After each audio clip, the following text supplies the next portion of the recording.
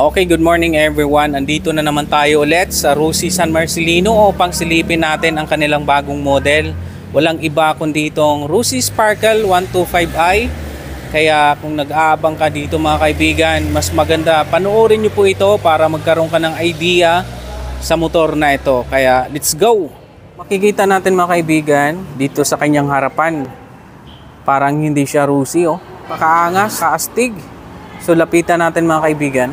So dito sa kanyang head, so makikita natin mayroon siyang emblem na Rusi. May combination ng black at saka red, oh. Patulis yung dito niya. May nakalagay dito Euro 4 emission compliance na siya, FI. So meron siyang black dito, glossy black. Mayroon dito siyang design na glossy red, tsaka yung kanyang sticker. Napakaganda yung kanyang sticker na nakalagay dito. So patulis dito. So andito yung kanyang headlight. Ayan. Dalawa. Kabilaan. So naka LED headlight na po ito mga kaibigan. Naka LED lahat. Pati ang kanyang signal light.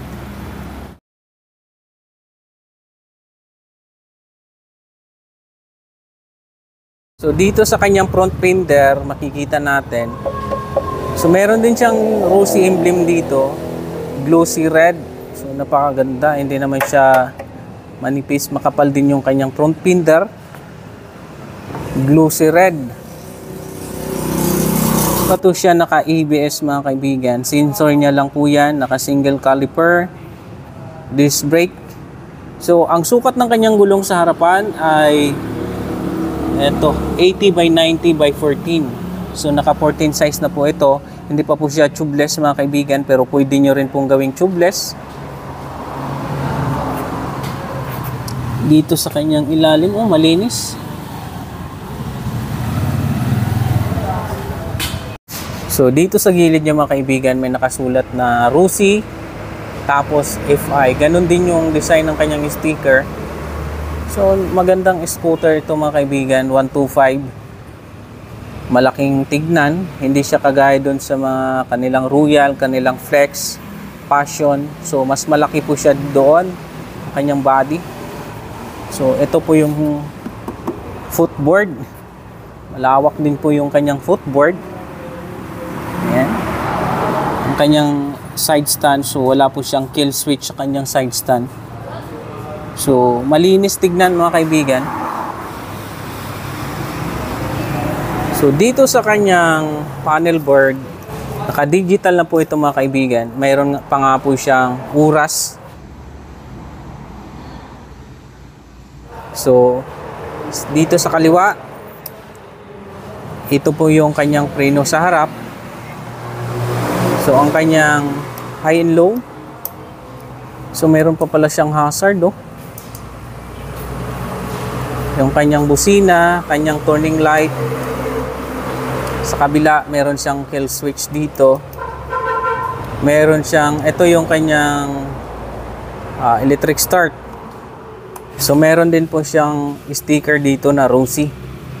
So meron din po siyang port. Nag-charge ng battery, ng cellphone, ng camera, pwede rito. So malalim din yung kanyang pocket, kabilaan siya. So meron po siyang sabitan dito ng ating mga pamalengke. Sabitan ng diaper. So meron siyang shutter lock sa ating ignition dito para hindi agad-agad masungkit ang ating ignition.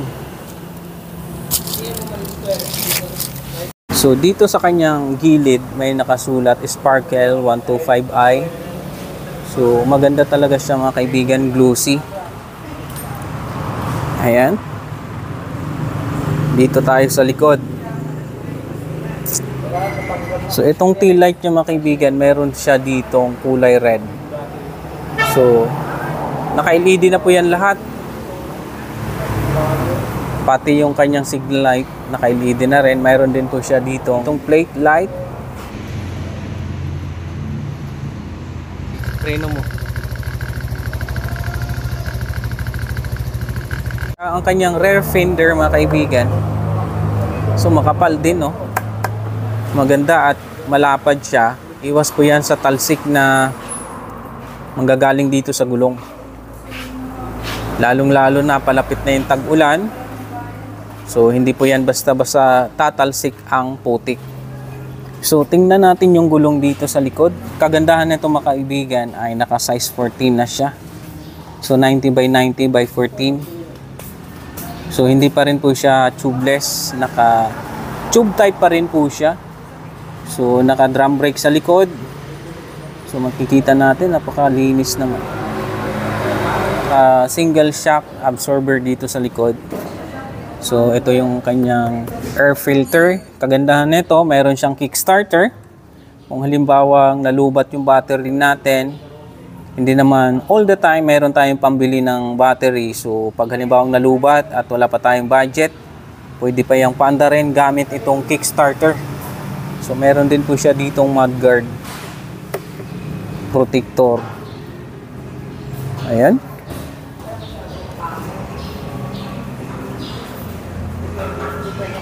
Ito yung kanyang tambucho naman.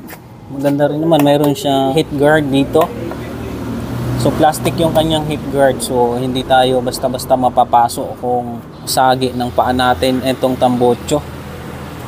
Ito yung kanyang para sa kanyang oil. Mayroon din po siyang footrest dito.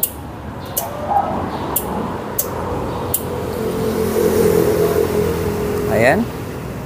So kagandahan nito, matipid sa gas na dahil naka-FI na ito mga kaibigan. So ang kanyang box, kanyang compartment, maluwag na rin pero hindi kasya yung full face helmet dito. Ang kanyang fuel tank.